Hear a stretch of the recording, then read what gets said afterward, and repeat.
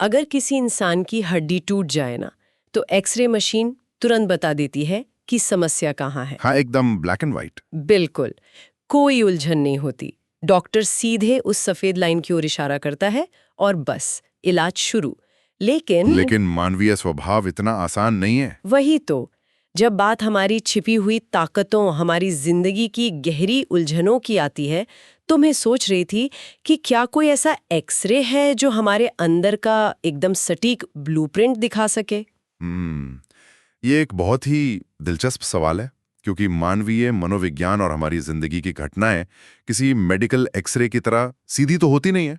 बाहरी तौर पर जो दुनिया को दिखता है, अंदर की कहानी उससे बिल्कुल अलग हो सकती है। और यहीं से आज की इस चर्चा की शुरुआत होती है।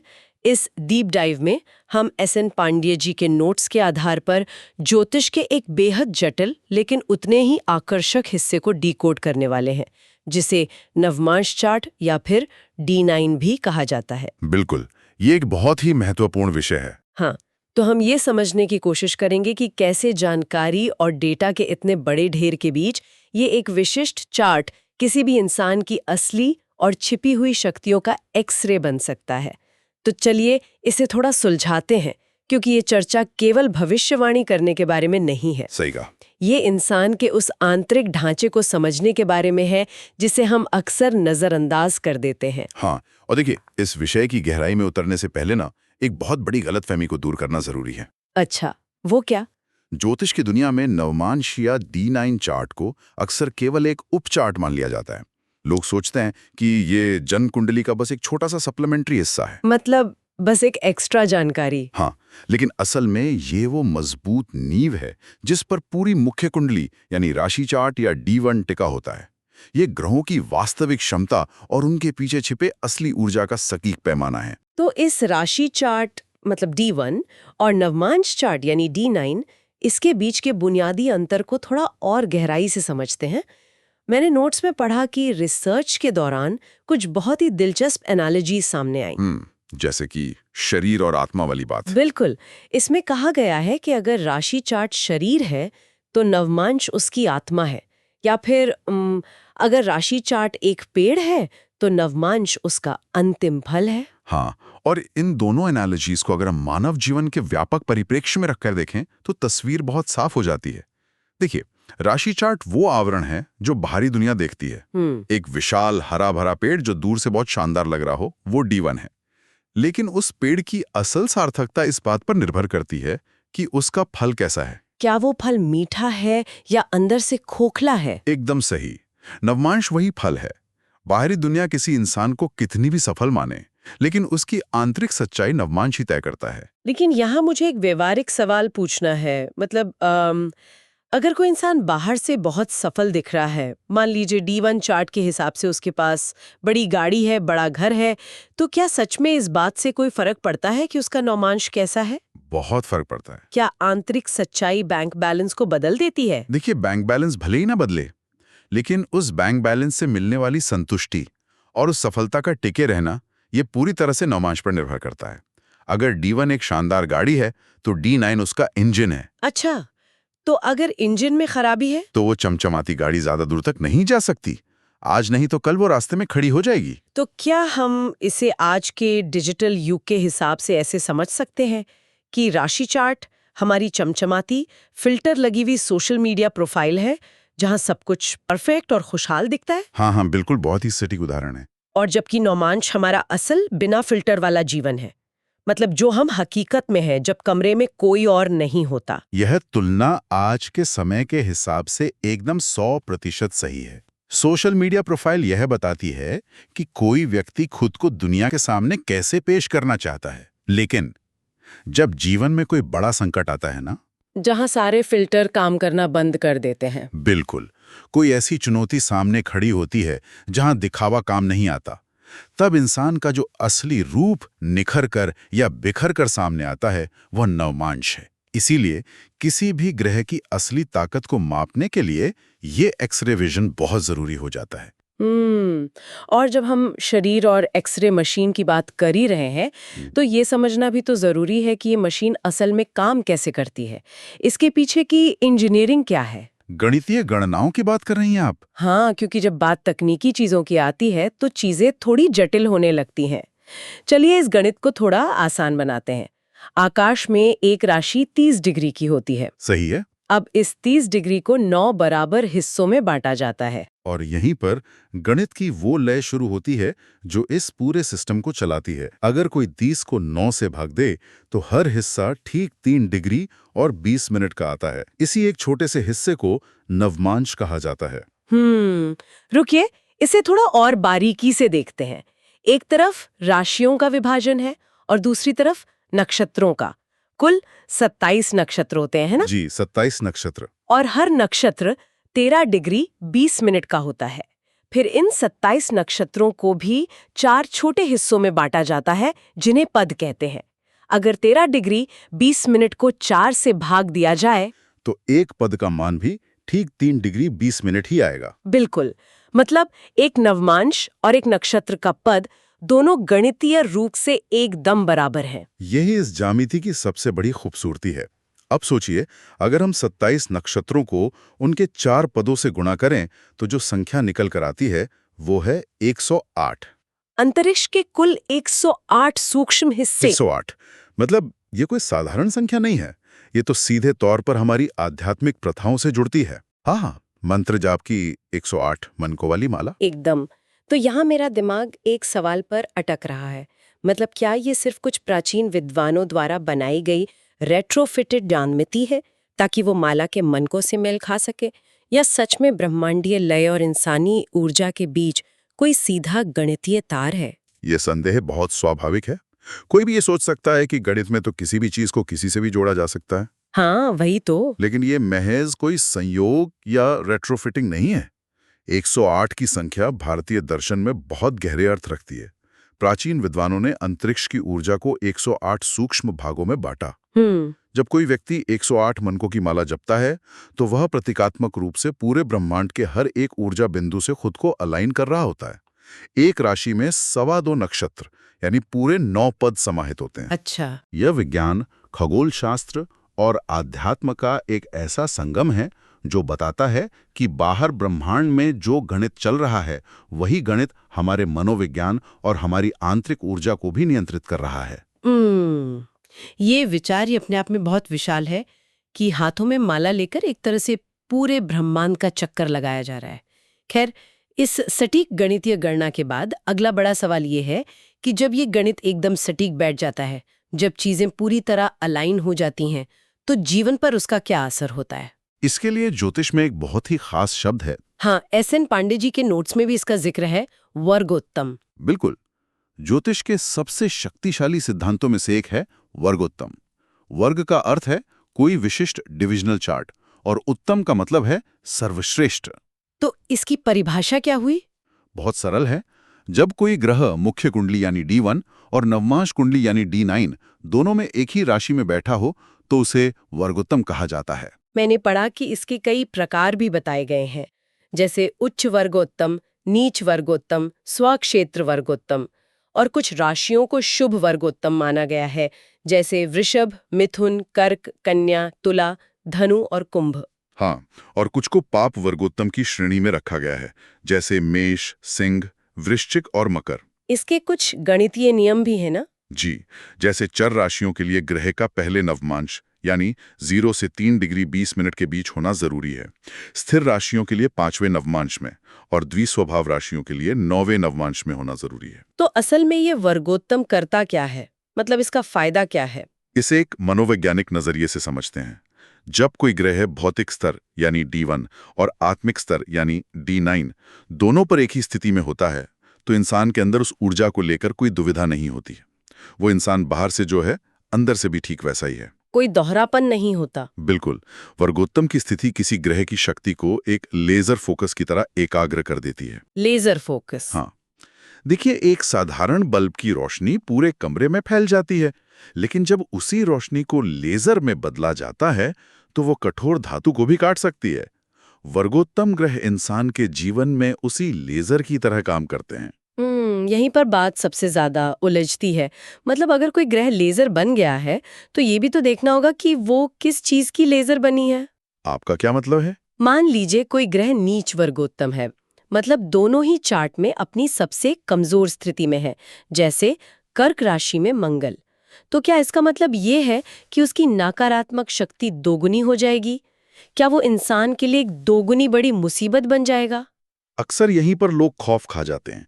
नीच या पाप शब्द सुनते ही लगता है कि कुछ बहुत बुरा होने वाला है। हाँ, शब्द ही ऐसे हैं। लेकिन ब्रह्मांडीय ऊर्जा अपने आप में न तो अच्छी होती है न बुरी, वो तटस्थ होती है, न्यूट्रल होती है। अच्छा। अगर कोई ग्रह नीच वर्गोत्तम है तो इसका मतलब ये नहीं है कि वो बुराई का लेजर बन गया है। इसका असल मतलब ये है कि उस ऊर्जा का स्वरूप बहुत ही गैर पारंपरिक या अनकन्वेंशनल होगा। मतलब उन्हें चीजें अलग तरीके से करनी होंगी। एकदम। ऐसे इंसान को समस्याओं को सुलझाने के लिए एकदम अलग रास्ता अपनाना पड़ेगा। उसी तरह पाप वर्गोत्तम का मतलब प्रचंड ऊर्जा से है। जैसे मेष राशि का मंगल एक धधकती हुई आग है। अब वो आग किसी का घर रोशन करेगी या उसे जलाकर खाक कर देगी, ये इस बात पर निर्भर करता है कि उस इंसान ने अपनी उस प्रचंड ऊर्जा को किस दिशा में मोड़ा है। शक्ति जरूर लेजर जैसी हो जाती है, लेकिन उसका इस्तेमाल कैसे करना है, ये इंसान की चेतना पर निर्भर करता है। ये बहुत ही सशक्त विचार है कि समस्या ऊर्जा में नहीं, उसकी दिशा में है। अब इन ग्रहों की स्थिति को समझने के बाद इस चार्ट का ब्लूप्रिंट भी समझना जरूरी है। हाँ, जो कोण और राशियों पर आधारित है। बिल्कुल। नवमांश की गणना राशियों के तत्वों या कोणों पर आधारित है, जिन्हें जीवन के 4 मुख्य लक्ष्यों से जोड़ा गया है। जैसे धर्म कोण, जिसमें 1, 5 और 9 राशियां आती हैं, इसकी गणना हमेशा मेष से शुरू होती है। और अर्थ कोण, जिसमें 2, 6 और 10 राशियां हैं, मकर से शुरू होती हैं। काम कोण तुला से और मोक्ष कोण कर्क राशि से शुरू होती हैं। ये संरचना हमें ये दर्शाती है कि नवमांश कोई रैंडम कैलकुलेशन नहीं है। जीवन के ये 4 स्तंभ, धर्म यानी कर्तव्य, अर्थ यानी भौतिक संसाधन, काम यानी इच्छाएं और मोक्ष यानी अंतिम मुक्ति, ये सभी ब्रह्मांडीय दिशाओं से एक बहुत ही व्यवस्थित तरीके से जुड़े हुए हैं। लेकिन देखिए, यहाँ मुझे एक बहुत बड़ा विरोधाभास नजर आता है। कैसा विरोधाभास? मोक्ष कोण की शुरुआत कर्क राशि से होती है, जो काल पुरुष की कुंडली का चौथा भाव है। पांड्य जी के नोट्स में भी स्पष्ट रूप से लिखा है कि मानसिक शांति और मोक्ष के लिए चतुर्थ भाव बहुत महत्वपूर्ण है। हाँ, बिल्कुल लिखा है। लेकिन ज्योतिष में तो हमेशा 12वें भाव को मोक्ष, अंत और त्याग का भाव माना जाता है ना? फिर अचानक से ये चौथा घर मोक्ष के लिए इतना अहम कैसे हो गया? ये नवमांश के सबसे खूबसूरत रहस्यों में से एक है। ये सच है कि 12वां भाव अंतिम मोक्ष या सब कुछ छोड़ देने का प्रतीक है, लेकिन चौथा भाव हमारी आंतरिक दुनिया, हमारी भावनाओं, हमारी जड़ों और सबसे अहम हमारी मानसिक शांति का स्थान है। अच्छा, मानसिक शांति। हाँ, इसे ऐसे सोचिए, अगर किसी व्यक्ति के मन में भयानक उथल-पुथल मची है, अगर वो भीतर से पूरी तरह अशांत है, तो क्या वो कभी मोक्ष या आध्यात्मिक मुक्ति की ओर बढ़ सकता है? कतई नहीं। बिल्कुल नहीं। चौथा भाव वो आधारशिला है जहां से मोक्ष की यात्रा शुरू होती है। अगर मन शांत नहीं है तो बाहरी संन्यास का कोई अर्थ नहीं रह जाता। तो मन का शांत होना जरूरी है। इसीलिए नवमांश में चौथे भाव की ऊर्जा को इतनी अहमियत दी गई है। मुक्ति बाहर जंगलों में नहीं, बल्कि मन के भीतर के शोर को शांत करने में है। क्या बात है! मतलब मोक्ष की यात्रा का पहला कदम बाहर की तरफ नहीं, अंदर की तरफ उठता है। बहुत ही गहरी बात है ये। बिल्कुल। अच्छा, अब तक हमने गणित, ब्रह्मांड और दर्शन की बहुत सारी भारी भरकम बातें की हैं, लेकिन एक आम इंसान के रोजमर्रा के स्वभाव और जीवन में ये सब कैसे झलकता है, इसका सीधा और व्यावहारिक जवाब हमें उदित नवमांश या राइजिंग नवमांश की अवधारणा से मिलता है। हाँ, ये सबसे दिलचस्प हिस्सा है। जन्म के समय लगने की जो डिग्री होती है, उससे तय होता है कि व्यक्ति को कौन सा नवमांश मिला है। और यह नवमांश इंसान की इनेट गिफ्ट्स यानी जन्मजात शक्तियों को दर्शाता है। यही वो जगह है जहां ये पूरा विज्ञान मनोविज्ञान में बदल जाता है। ये हमें बताता है कि हमारे भीतर जन्म से ही कौन सी डिफॉल्ट सेटिंग मौजूद है। मतलब अगर हम इसे आज के किसी रोल प्लेइंग वीडियो गेम, जिसे आरपीजी कहते हैं, हाँ। उसकी तरह देखें तो ये वैसा ही है जैसे गेम शुरू करते ही हर प्लेयर को एक कैरेक्टर स्टैट्स या स्टार्टिंग एबिलिटी मिल जाती है। हाँ, बिल्कुल। बहुत सही एनालॉजी है। किसी कैरेक्टर की स्पीड ज्यादा होती है तो किसी की डिफेंस पावर। ये वैसा ही है जैसे जन्म के समय हर इंसान को एक टूल किट मिल गई हो। एकदम सही कहा, एक डिफॉल्ट टूल किट। तो अब सभी के नवमांश की लिस्ट पढ़ने के बजाय हम कुछ सबसे दिलचस्प और विरोधाभासी नवमांशों की बात करते हैं, जैसे चौथा नवमांश, जब ये उदित होता है तो व्यक्ति बहुत महत्वाकांक्षी होता है और यहाँ लॉ ऑफ अट्रैक्शन यानी आकर्षण का नियम बहुत ही प्रभावी ढंग से काम करता है। हाँ, ये चौथे नवमांश की खासियत है। लेकिन ये कैसे संभव है कि किसी का चार्ट उसके लिए लॉ ऑफ अट्रैक्शन को ज्यादा मजबूत बना दे? इसका एक बहुत ही गहरा मनोवैज्ञानिक पहलू है।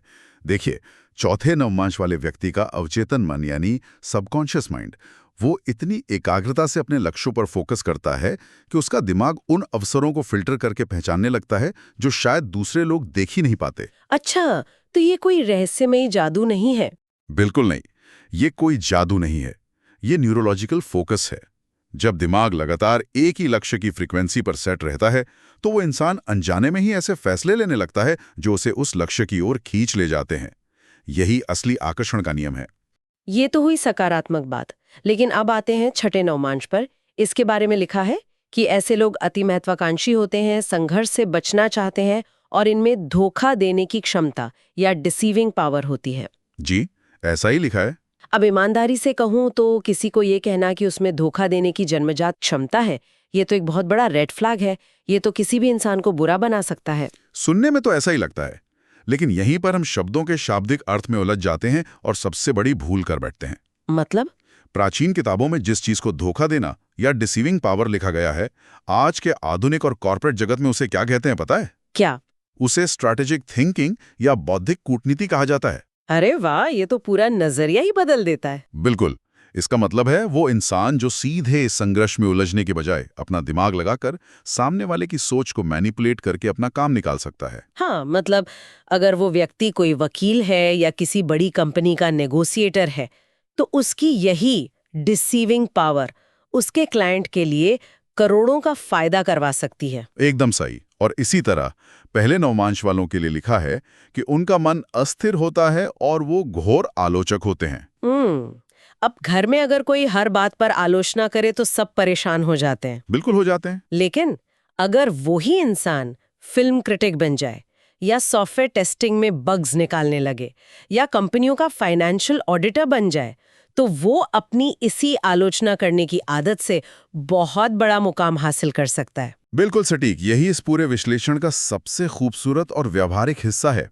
इसके अलावा सातवें नवमांश वाले जन्मजात योद्धा होते हैं जो कभी हार नहीं मानते, और आठवें या नौवें वाले बहुत सिद्धांतवादी और अनुशासित होते हैं। तो ये सब उनकी टूल किट है। हाँ, ज्योतिष कोई भाग्यवादी या फेटलिस्टिक विज्ञान नहीं है जो ये फैसला सुना दे कि किसी का तो भाग्य ही खराब है। ये वास्तव में ऊर्जा प्रबंधन या एनर्जी मैनेजमेंट का विज्ञान है। Energy management. ब्रह्मांड में कोई भी गुण, कोई भी फितरत अपने आप में खराब नहीं होती। एक खराब गुण सिर्फ गलत दिशा में बह रही ऊर्जा है। अगर नदी का पानी सड़क पर बहने लगे तो वो बाढ़ है, तबाही है। लेकिन अगर उसी पानी को नहर बनाकर खेतों की ओर मोड़ दिया जाए तो वो जीवन बन जाता है। समस्या पानी में नहीं है, समस्या उस चैनल में है जहां उसे बहने दिया जा रहा है। क्या बात है। इसी चैनलिंग और व्यावहारिकता से जुड़ी एक और बहुत बड़ी समस्या का जिक्र नोट्स में है, तकनीकी विसंगतियां। हाँ, ये बहुत गंभीर मुद्दा है। आज के समय में सॉफ्टवेयर का इस्तेमाल आम है, लेकिन अक्षांश और देशांतर यानी लैटिट्यूड और लॉन्गिट्यूड के मामूली से अंतर के कारण सॉफ्टवेयर में पूरा का पूरा नवमांश ही बदल सकता है। सोचिए, जन्म के समय में 1 मिनट के अंतर से पूरा एक्सरे ही बदल गया। इसीलिए चार्ट का रेक्टिफिकेशन या समय का संशोधन इतना महत्वपूर्ण माना जाता है। एक अच्छे ज्योतिषी को हमेशा इंसान के जीवन की घटनाओं से चार्ट को सिंक करना होता है। तो इसका सीधा सा मतलब ये हुआ कि अगर किसी का कंप्यूटर वाला सॉफ्टवेयर चार्ट ये दिखा रहा है कि वो इंसान बहुत शांत और साधु स्वभाव का होना चाहिए, लेकिन असल जिंदगी में वो बेहद आक्रामक है और हर छोटी बात पे लड़ पड़ता है, मेरा मतलब है लड़ पड़ता है। हाँ, मैं समझ रहा हूँ। तो हमें उस कागज के टुकड़े या कंप्यूटर स्क्रीन पर भरोसा करने के बजाय उस इंसान की असल जिंदगी की कहानी और उसके व्यवहार पर भरोसा करना चाहिए। 100%। चार्ट इंसान को समझने के लिए बनाया गया है। इंसान चार्ट के मानकों पर खरा उतरने के लिए नहीं पैदा हुआ है। बिल्कुल सही बात है। अगर जिंदगी की हकीकत और सॉफ्टवेयर के डेटा में टकराव है तो गलती हमेशा डेटा की ही होती है। जीवन की घटनाओं के आधार पर सही लग्न और नवांश तक पहुंचना ही रेक्टिफिकेशन है। और जब एक बार सही ऊर्जा की पहचान हो जाती है तब उपायों या रेमेडीज की बात आती है। हाँ, उपायों को लेकर भी तो नजरिया बदलने की जरूरत है। उपाय का मतलब केवल मंदिरों में दान करना या बिना कुछ समझे घंटों मंत्र जपना नहीं है। बिल्कुल नहीं। ऊर्जा को समझना, अपनी कमियों को स्वीकार करके उन्हें सही प्रोफेशन या काम में चैनल करना, लॉ ऑफ अट्रैक्शन का उपयोग करना और यहाँ तक के सही रंगों या वातावरण का इस्तेमाल करना भी बहुत प्रभावी उपाय हैं। क्योंकि अंततः हर उपाय के पीछे का मकसद अपनी ऊर्जा की फ्रीक्वेंसी को बदलना और उसे सही दिशा देना ही है। जब कोई इंसान ये समझ जाता है कि उसका मूल स्वभाव क्या है, उसका नवांश उसे जन्मजात रूप से क्या गिफ्ट देकर लाया है, तो वो समाज की बनाई हुई धारा के खिलाफ व्यर्थ में तैरने के बजाय अपनी ही धारा का इस्तेमाल कर सकता है। एकदम। अपनी धारा का इस्तेमाल करके वो तेजी से अपनी मंजिल तक पहुंच सकता है। यही आत्म साक्षात्कार असली उपाय है। तो इस पूरी गहरी चर्चा को समेटते हुए हम कह सकते हैं कि नवमांश चार्ट यानी D9 केवल इस बात की भविष्यवाणी करने का टूल नहीं है कि जीवन में कौन सी घटना कब घटेगी। नहीं, ये उससे कहीं आगे की चीज है। ये वास्तव में इंसान की चेतना का एक एक्सरे है जो उसकी असली ताकतों और उसके ब्लूप्रिंट को उजागर करता है। 108 पदों का वो रहस्यमयी ब्रह्मांडी गणित और इंसान के मनोविज्ञान का ये जो अद्भुत संतुलन है, वो इसे केवल एक चार्ट से ऊपर उठाकर जीवन जीने की एक कला बना देता है। और शायद इस पूरी चर्चा की सबसे बड़ी सीख यह है कि खुद को या दूसरों को सामाजिक पैमानों पर जज करना कितना गलत हो सकता है। हाँ, बिल्कुल। जिसे दुनिया किसी की सबसे बड़ी कमजोरी या सबसे बुरी आदत समझती है, वो असल में उसका सबसे बड़ा जन्मजात उपहार हो सकता है, जिसे बस अभी तक अपना सही मैदान नहीं मिला है। ये एक बहुत ही शानदार नजरिया है। तो जो भी विचार आज हमने यहाँ साझा किए हैं, वो इस बात पर सोचने को मजबूर कर देते हैं कि अगली बार जब किसी को लगे कि उसकी कोई आदत, चाहे वो हर चीज में कमी निकालना हो, अत्यधिक महत्वाकांक्षा हो या फिर चालाकी दिखाना हो, उसे परेशान कर रही है, तो खुद को कोसने के बजाय ये सोचना चाहिए कि क्या उस गुण का गलत जगह इस्तेमाल हो रहा है। बिल्कुल, अपनी ऊर्जा को सही जगह लगाना ही कुंजी है। और इस डीप डाइव का अंत हम इसी एक गहरे विचार के साथ करेंगे।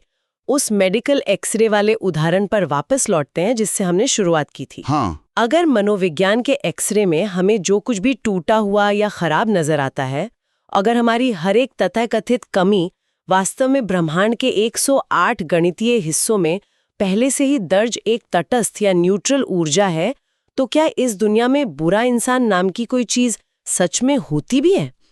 ये तो बहुत ही गहरा सवाल है। या हम सभी सिर्फ ऐसे लोग हैं जिन्हें अभी तक अपना सही चैनल, अपना सही रास्ता या अपना सही किरदार नहीं मिला है? इस पर जरूर विचार कीजिएगा।